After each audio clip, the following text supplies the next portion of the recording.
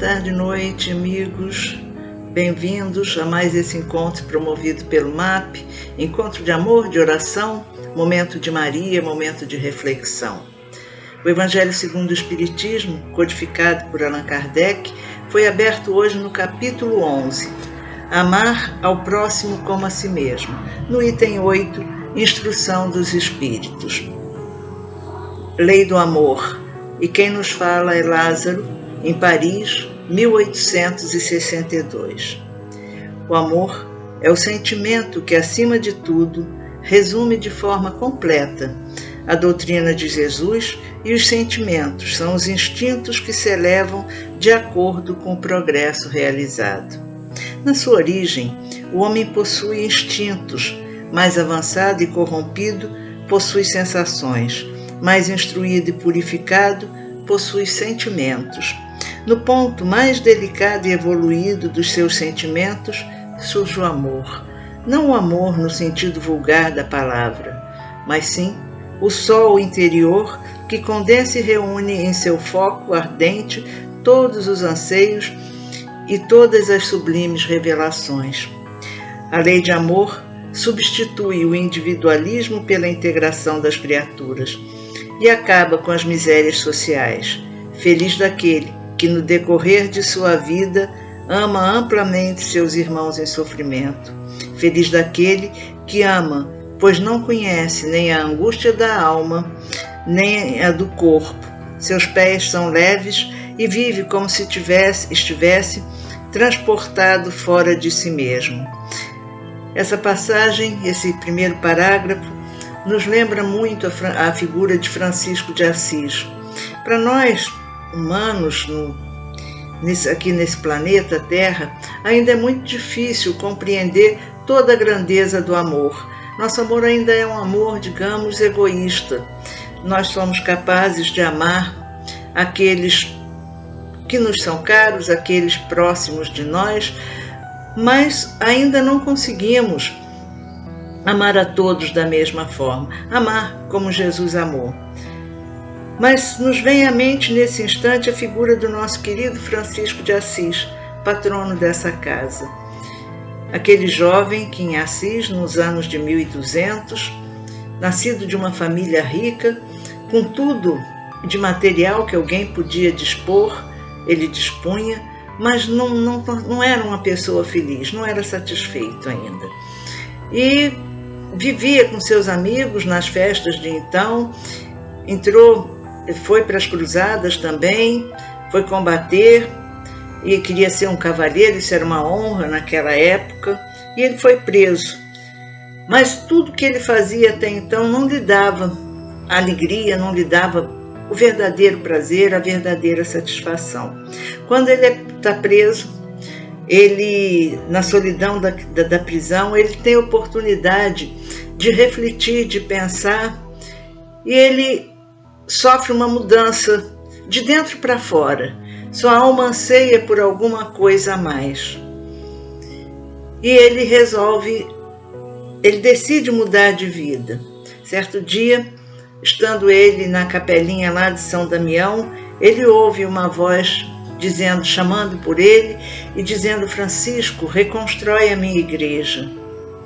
Aturdido com aquilo, ele pensa que é naquela capela onde ele está, que estava bem deplorada já, bem caidinha, e ele começa a reconstruir aquela igreja física, até que ele entende que o chamado era um chamado da alma, era o chamado do espírito, e a reconstrução a que ele era chamado era dos valores do Evangelho, os valores ensinados por Jesus. Então, e seu pai fica contrariado e as pessoas acham aquilo tudo uma maluquice, um jovem que tinha tudo, né? De repente largar tudo e querer viver como ele queria. E ele se despe em praça pública, devolve tudo ao pai físico, e resolve dedicar toda a sua vida ao verdadeiro pai. E assim ele começa a vida dele, uma vida dura de sofrimentos, foi incompreendido, mas também foi seguido por muita gente. Ele é chamado o Sol de Assis, né? Ele ilumina com o amor de dentro para fora, o amor da alma, toda uma sociedade. E nos poucos anos que ele viveu no mundo físico, ele fez uma transformação enorme no sentir, no sentido da palavra amor, de tudo. Foi uma dedicação inteira ao próximo, à vivência do Evangelho. Ele queria viver o Evangelho como Jesus viveu. E assim ele fez. O que foi muito criticado na época, ele sofreu grandes perseguições, grandes provações, inclusive da própria igreja. Imagina, naquela época, não ter um convento. Ele não queria um convento de pedra como todos os outros. O Papa achou que a ordem dele era muito rígida, mas mesmo assim aprovou as regras da ordem.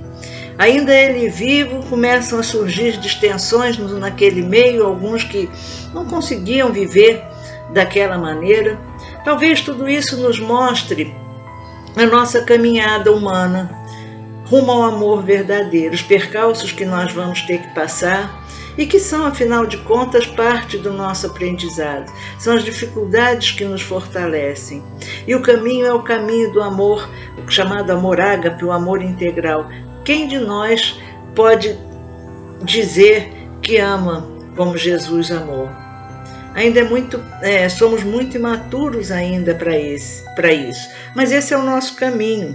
Então segue Lázaro nos dizendo: quando Jesus pronunciou a divina palavra amor, os povos se emocionaram e os mártires, cheios de esperança, desceram ao circo. O Espiritismo, por sua vez, vem pronunciar uma segunda palavra do alfabeto divino.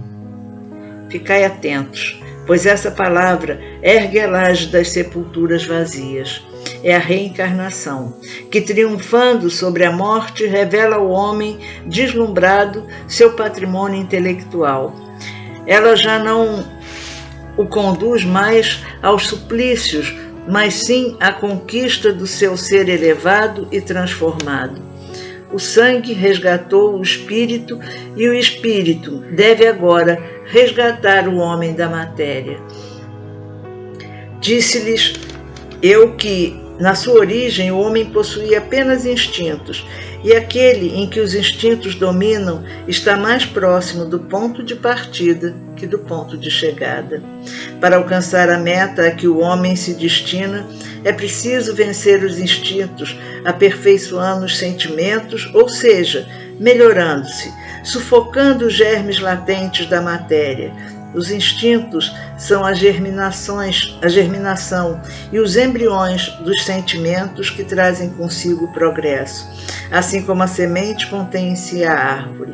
Os seres menos avançados são aqueles que, libertando-se pouco a pouco da sua crisálida, estão escravizados aos instintos. O espírito deve ser cultivado como um campo. Toda a riqueza futura depende do trabalho atual, e mais do que os bens terrenos, ele vos levará à gloriosa elevação. É então que, entendendo a lei do amor que une os seres, encontrareis os suaves prazeres da alma, que são o início das alegrias celestes. Claro, esse texto, muito claro, muito esclarecedor. Ainda estamos nessa fase, ainda estamos presos à nossa matéria, à nossa materialidade. Com tantos recursos que a ciência e a tecnologia nos dão, nós ainda fazemos um uso muito primário de todos esses recursos. O que serviria, o que deveria nos unir, melhorar a nossa convivência, como as redes sociais, como a internet, tem muitas vezes nos afastado uns dos outros. E ficamos na nossa crisálida, presos a nós mesmos, olhando para nós e perdendo essa oportunidade que temos nesse momento.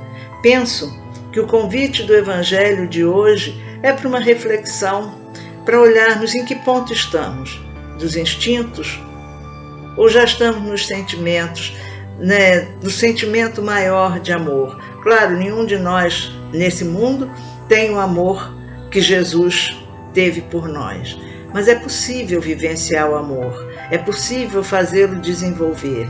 Exemplos nós temos, não só de Francisco de Assis e Fabiano de Cristo, também mentor da nossa casa, como temos no nosso país Chico Xavier, Irmã Dulce, para citar apenas dois. E tantos outros anônimos que dedicam sua vida ao bem e ao amor do próximo. Ainda há muita coisa para fazermos. Que nós olhemos para esses nossos sentimentos e deixemos desabrotar o amor verdadeiro, o amor maior, o amor não só por aqueles que nos são caros, que estão próximos de nós, mas o amor universal, o amor verdadeiramente cristão. É possível, não é fácil, é uma tarefa difícil, mas temos todos os recursos para isso. Então vamos, durante essa semana, pensar um pouquinho nessa lei do amor, dar uma olhada nesse capítulo 11, tão importante, tão atual, amar ao próximo como a si mesmo. Nosso mundo está precisando muito de amor e nós estamos muito precisados também do amor uns dos outros. Que Jesus nos ilumine a todos. Graças a Deus. Hoje nós vamos ler Tempo para Entendimento, mensagem de Francisco Cipriano, irmã Germana, psicografado por Celi Durão durante os trabalhos no MAP. Confiança. Hoje quero lhe falar sobre confiança. Uma criança, ao tentar dar os primeiros passos, necessita de mãos que lhe ofereçam apoio. A autoconfiança necessita dessas mãos. Ao longo da vida, a confiança em si próprio é o sustentáculo para que se possa conseguir o resultado para toda e qualquer empreitada. A força interior é renovada, é intensificada a cada pensamento positivo. Essa energia é necessária para levarmos uma vida saudável. Podemos extrair forças pela força da natureza, renovarmos nossos espíritos a vontade de viver ao contemplarmos o azul do céu, ao pararmos para sorver toda a beleza de tudo que nos rodeia, ao ouvir uma palavra de apoio pelos versos que cantam o amor, as palavras de carinho. Renovamos nossa confiança com o abraço sincero de nossos amigos. A cada dia o círculo de amizade pode crescer, desde que estejam abertos para a fraternidade. Como é bom sabermos que podemos contar com o apoio de amigos. Ao pensarmos que não estamos sós, reforçamos a nossa confiança. Sozinho, não somos ninguém.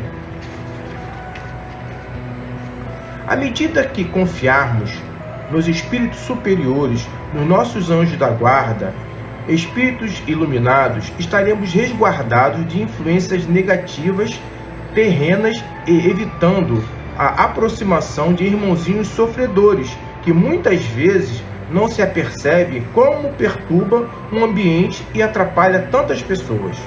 Por isso, a prece tem o poder de tudo transformar e criar uma aura de proteção. Quando a dor física os atingir, procure imediatamente o remédio para cessá-la. O sofrimento não é necessário. Não se deixe abater por ele, afaste-no. Por muitos, o sofrimento modifica a ótica de ver a vida, tornando-os humildes, percebendo o quanto tem que aprender. Porém, para outros tantos que estão receptivos às mensagens do Mestre, os preceitos do amor, a sabedoria de saber viver, ao valorizar a paz e a harmonia, estarão aptos a compreender o significado do sofrimento em suas vidas. Há resgates que têm que ser cumpridos. O sofrimento moral precisa de ajuda dentro de cada um, precisa de certeza de tudo que passa, e aí entra um importante fator, a paciência. Tudo passa, tudo se renova. É pela confiança de que estamos sós que podemos superar todas as dores, despertar em seus semelhantes a confiança em seus atos, procurar não se decepcionar aqueles que tanto esperam de vocês. A sinceridade, a bondade, a retidão de caráter torna tudo mais fácil. Ao saber que vocês podem, vocês estarão no caminho para conseguirem seus propósitos.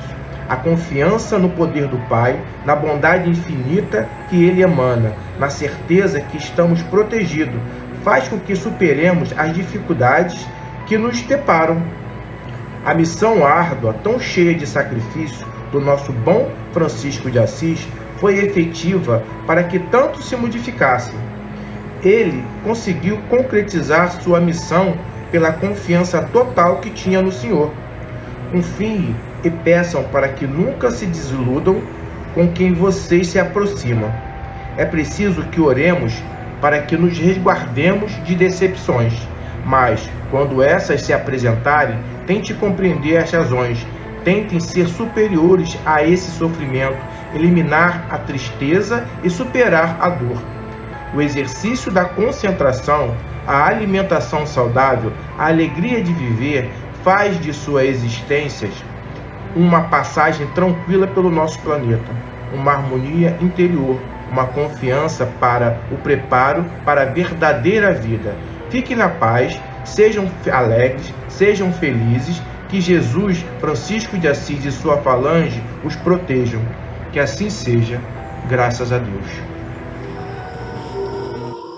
Vamos elevar nossos pensamentos à nossa doce e amada Mãe Maria, que já nos aguarda com seus braços abertos, acolhendo-nos no seu manto sagrado, no seu colo de mãe, passando à frente de todas as nossas necessidades, dos caminhos tortuosos que estamos trilhando, trazendo suas bênçãos, jorrando seu amor incondicional sobre todos nós. Doce e amada Mãe, te suplicamos por aqueles irmãos que estão mais necessitados do que nós, os que se encontram enfermos, os que se encontram sem abrigo, os que se encontram perdidos. Abençoai a todos, Mãe, envolvendo-os no teu manto sagrado de luz. Graças a Deus.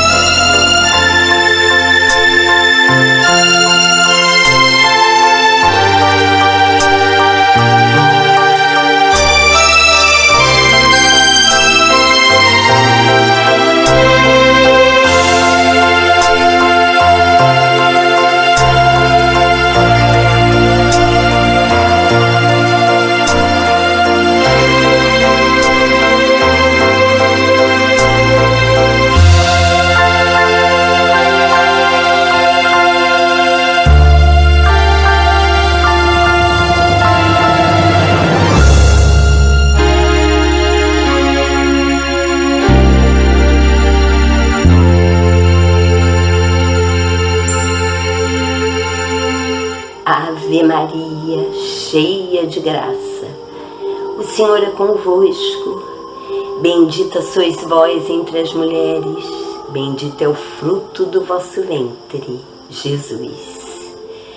Santa Maria, Mãe de Jesus, rogai por nós, pecadores, agora e na hora do nosso desenlace. Que assim seja, graças a Deus. Pai nosso que estais no céu, santificado seja o vosso nome. Venha a nós o vosso reino. Seja feita a vossa vontade, assim na terra como no céu. O pão nosso de cada dia nos dai hoje. Perdoai as nossas ofensas, assim como nós perdoamos a quem nos tem ofendido. Não nos deixeis cair em tentação, mas livrai-nos do mal. Que assim seja, graças a Deus. Mãe querida, gratidão pelo teu amor incondicional, pelas tuas vibrações amorosas que foram jorradas sobre nós neste seu momento sagrado, Mãe. Continue sempre junto a nós, ajudando-nos a trilhar o nosso caminho com serenidade, com fé, com confiança, na certeza de que dias melhores estão por vir. Obrigada, doce Mãe Maria. Que assim seja, graças a Deus. Não foi sorte nem azar, era Deus. Ainda é e sempre será. Já estava tudo escrito, não foi coincidência. É como um quebra-cabeças a se encaixar. Tem coisas que só lá na frente você vai entender. Outras, somente a eternidade vai poder explicar. Você ainda vai olhar para trás e perceber nos detalhes que o tempo todo Deus estava lá.